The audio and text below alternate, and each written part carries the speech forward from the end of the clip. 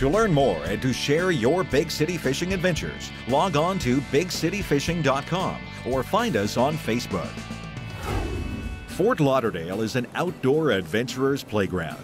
If you don't feel like fishing, why don't you strap on some scuba gear and take a look at the fish from a different angle?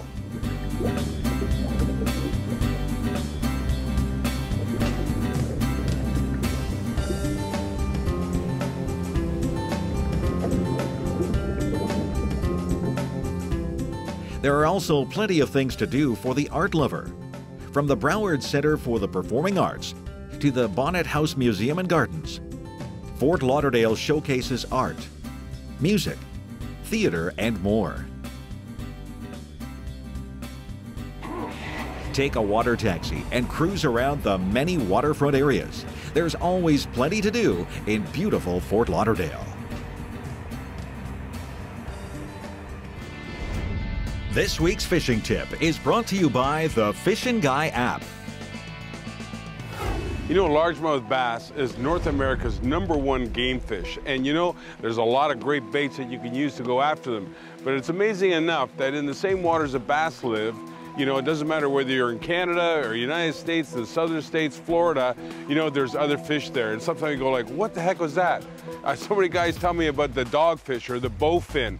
Amazing, hard-fighting fish, sits in the same areas that largemouth bass does. And all of a sudden you get another one. If you're in Florida, you get this known snakefish. They're amazing. They're, you know, so similar to the bowfin. Well, if you have the Fishin' Guy app, you can go right in there and say, hey, I can make all those comparisons. You can see the shape of the fish, what it feeds on, everything about it. And you know, amazingly enough, they feed on the same lures as largemouth bass do. Snakehead fish are also known as fishzilla, like Godzilla in water, with razor-sharp teeth and an aggressive nature. There are no natural predators for this fish. Therefore, this invasive species is a major threat, growing to an average size of almost 1 meter. One of the interesting facts about the snakehead fish is that it can breathe atmospheric air as well as air in the water. Due to less consumption of oxygen in the water, this fish is a perfect hunter with power and efficiency. Most interesting fact is that the snakehead fish can survive up to 4 days on land. Yet there is another fish that is quite similar, which also has been around for centuries. The bowfin species looks very similar to that of the snakehead, being a lot thicker in size. You'll typically find both species in slowly moving backwaters where oxygen is scarce. Due to the aggressive behavior of the snakehead, transportation and selling it is illegal, including 16 states in the USA and Canada. The snakehead has a bony mouth and it's not easy to set the hook. You must set the hook hard to make sure you land the fish.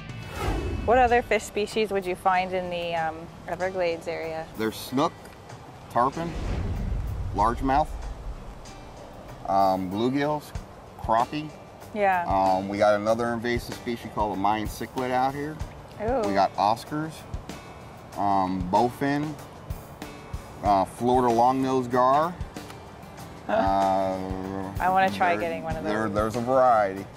And that's exactly why we don't want them getting into the Everglades. When it smacks the water, does that attract them? Yes, it does. It Rather always than does spook attract them? the fish.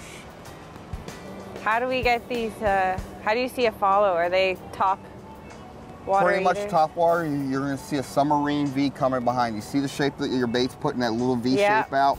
You're You'll going to see a see the big. same. You're going to see a bigger V happen behind it. How big do they normally get? The snakeheads, they can get pretty big. The biggest one I've seen is probably right around, I'm going to say about 38 inches, 39 inches, a little over 9 pounds.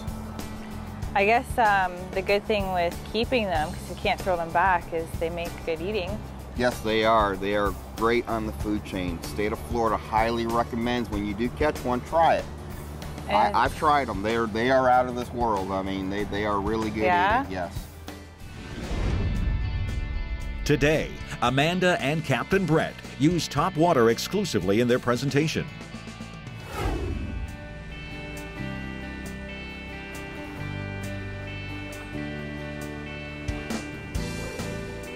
Hard, good one, nice one. Gee. Woo! Holy. Big one. Oh my God. Big one. Yes, finally. Wow, I really just set that hook.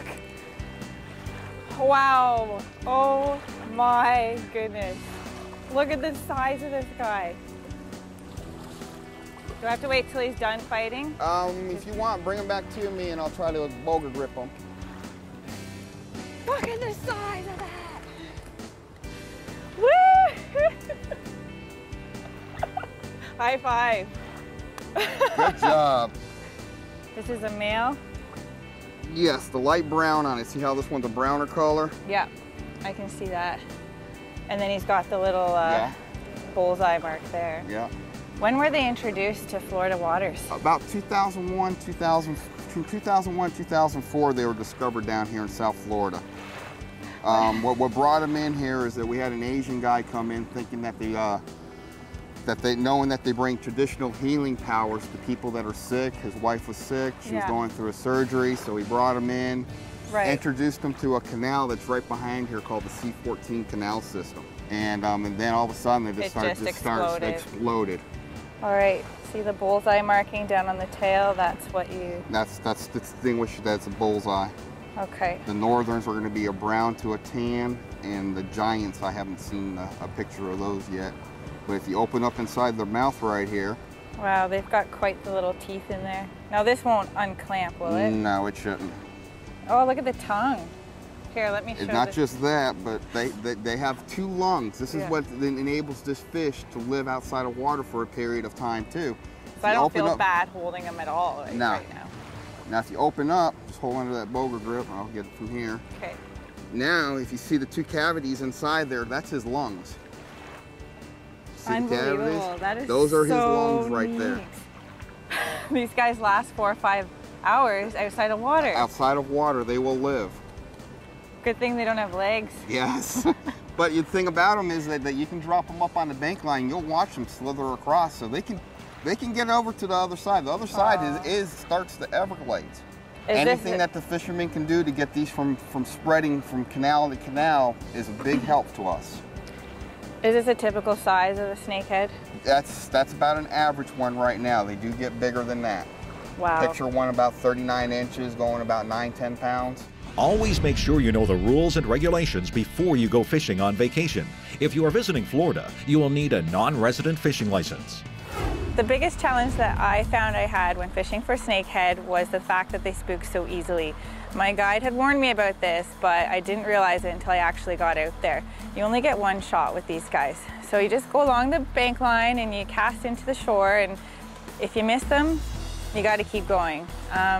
Also, when you do get one that goes for your topwater lure, you've got to really set that hook. They've got hard-plated heads, and once you set that hook, you're in for one heck of a fight.